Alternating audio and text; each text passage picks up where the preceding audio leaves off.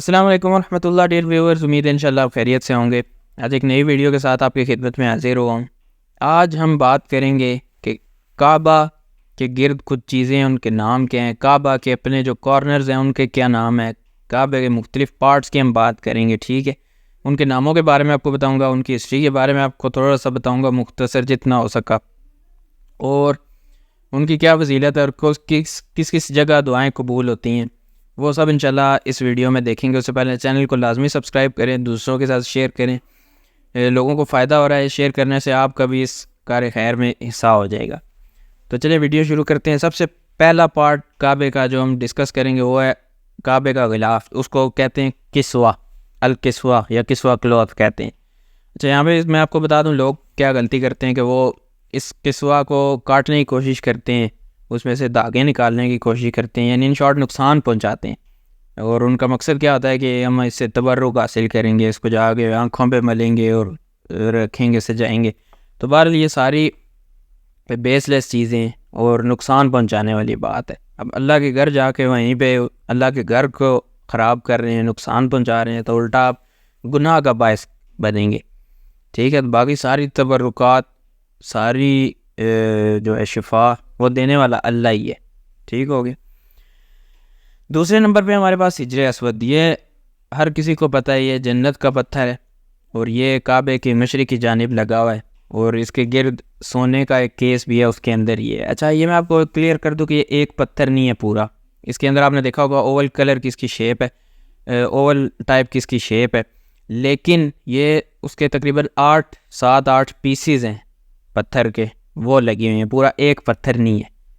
اور اس کی کیا فضیلت ہے، یہیں سے کعبے کا طواف شروع ہوتا ہے، آپ کے عمرہ کا طواف یہیں سے شروع ہوگا اور یہیں پہ ختم ہوگا، اور اس کا استلام کرنا بھی، یعنی اس کو بوسہ دینا بھی سنت ہے۔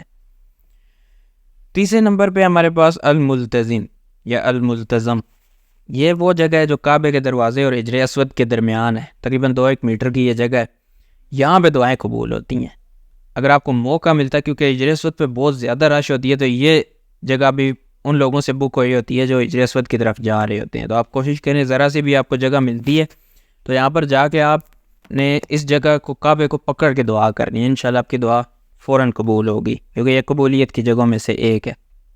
پھر ہے کعبے کا خود دروازہ، یہ آپ نے دیکھا ہے کافی اونچا اس وجہ سے رکھا گیا تھا کہ لوگ اس کو ایزیلی ایکسیس نہ کر سکیں، کیونکہ جس طرح کی رش ہوتی ہے آپ نے دیکھی ہے، لوگ نقصان پہنچا سکتے ہیں اس کے دروازے کو، اس کے لاکس کو، تو اس وجہ سے تھوڑا سا اونچا رکھا گیا ہے، اور جب انٹر ہونا ہوتا ہے تو وہ اونچی سی سیڑھی لا کے لگاتے ہیں، اور جس نے انٹر ہونا ہوتا ہے وہ انٹر ہو جاتا ہے۔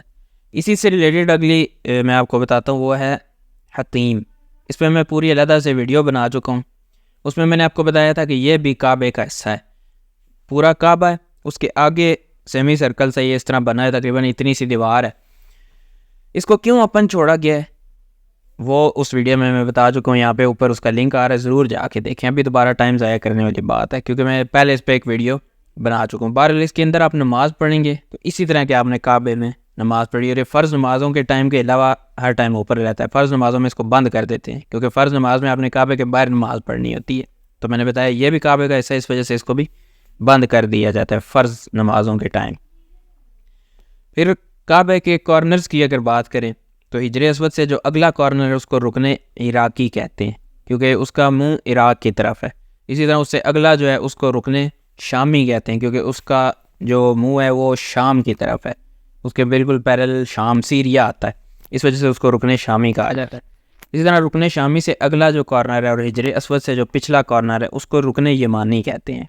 اکثر لوگوں کو یہ باقی دو کا نہیں پتہ ہوتا، لیکن رکن یمانی کا پتہ ہوتا ہے۔ کیوں؟ اس کی یہ فضیلت ہے کہ یہاں سے آپ نے حجر اسود تک ربنا آتنا فی الدنیا حسنہ وفی الآخرۃ حسنہ وقنا عذاب النار، یہ والی دعا پڑھنا یہاں پہ مسنون ہے۔ باقی دعا میں آپ کوئی بھی دعا پڑھیں، کوئی بھی آیتیں پڑھیں، کوئی بھی ذکر اذکار کریں، لیکن یہ رکن یمانی سے لے کر حجر اسود والے کارنر تک یہ دعا پڑھنا مسنون ہے۔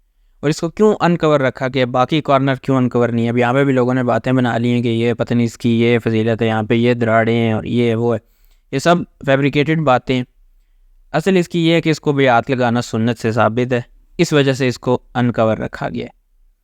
تو یہ جب آپ کعبے کے گرد طواف کرتے آ رہے ہوں گے، آپ کو پتہ ہے اینٹی کلاک وائز طواف ہوتا ہے، تو حجر اسود سے یہ پچھلا کارنر ہے، رکن یمانی، اس کا فیس یمن کی طرف ہے، اس وجہ سے اس کو رکن یمانی کہا جاتا ہے۔ پھر ہے میزاب، کچھ لوگ اس کو میزاب رحمت بھی کہتے ہیں۔ یہ کعبے کا پرنالہ ہے، اوپر آپ نے دیکھا ہوگا سنہرے کلر کا ہے۔ جب بارش وغیرہ ہوتی ہے یا صفائی کعبے کی ہوتی ہے تو چھت والا جو بھی پانی ہوتا ہے وہ اس کے ذریعے سے بہہ کے نیچے آ جاتا ہے۔ پھر ہمارے پاس الشادروان، یہ اس بیس کو کہا جاتا ہے جو کعبے کے نیچے آپ ماربل کی بیس دیکھیں گے اس طرح لگی ہوئی ہے۔ یہ اس وجہ سے لگائی گئی ہے کہ جو بارشوں کا پانی ہوتا ہے یا صفائی کا پانی جو ہوتا ہے وہ کعبے کی بیس میں نہ اترے اور خرابی کا باعث نہ بنے۔ اس وجہ سے یہ گورنر تھے، انہوں نے، نام میرے ذہن میں نہیں ہے، انہوں نے یہ بنوائی تھی تاکہ بارش کا پانی نیچے نہ اتر سکے۔ اور اسی کے ساتھ آپ دیکھیں گے اسی کے اوپر کعبے کا یہ دروازہ ہے، اگر اس کی رائٹ سائڈ پہ تھوڑا سا نیچے کچھ ماربل کے پیسز لگے ہیں یونیک سے، گولڈن براؤنش کلر کے۔ یہ وہ جگہ ہے جس کے بارے میں کہا جاتا ہے کہ یہاں پہ جبرائیل علیہ السلام نے نبی صلی اللہ علیہ وآلہ وسلم کو نماز سکھائی تھی۔ اس کو کچھ لوگ مصلی جبرائیل بھی کہتے ہیں، لیکن حقیقت اللہ جانتا ہے۔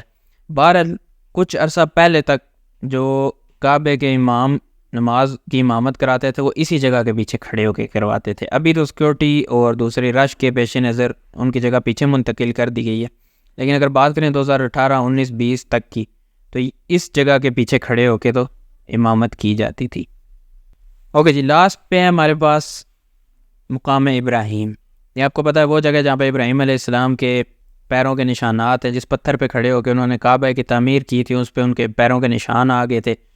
یہ وہ جگہ ہے، اور اس کے بارے میں قرآن میں ہے وَاتَّخِذُوا مِن مقام ابراہیم مصلی۔ اس میں یہ ہوتا ہے کہ جب آپ عمرہ کر لیتے ہیں، اپنا عمرے کا آپ طواف کر لیتے ہیں تو آپ کو مقام ابراہیم کے پیچھے کھڑے ہو کے 2 رکعت نماز ادا کرنی ہوتی ہے، یعنی کعبہ، مقام ابراہیم اور اس کے پیچھے آپ ہوں۔ یہ بھی میں اپنی عمرہ والی ویڈیو میں بتا چکا ہوں، وہ بھی ضرور جا کے دیکھیں، یہ اوپر اس کا لنک ہے۔ باقی ویڈیوز بھی دیکھیں۔ آج کے لیے یہی تھا، باقی عمرہ والی پوری پلے لسٹ نیچے موجود ہے ڈسکرپشن میں، وہ بھی ضرور جا کے دیکھیں، اور یہ والی ویڈیو بھی ضرور دیکھیں۔ ملتے ہیں آپ سے نیکسٹ ویڈیو میں، شیئر کرنا نہ بھولیں۔ اللہ حافظ۔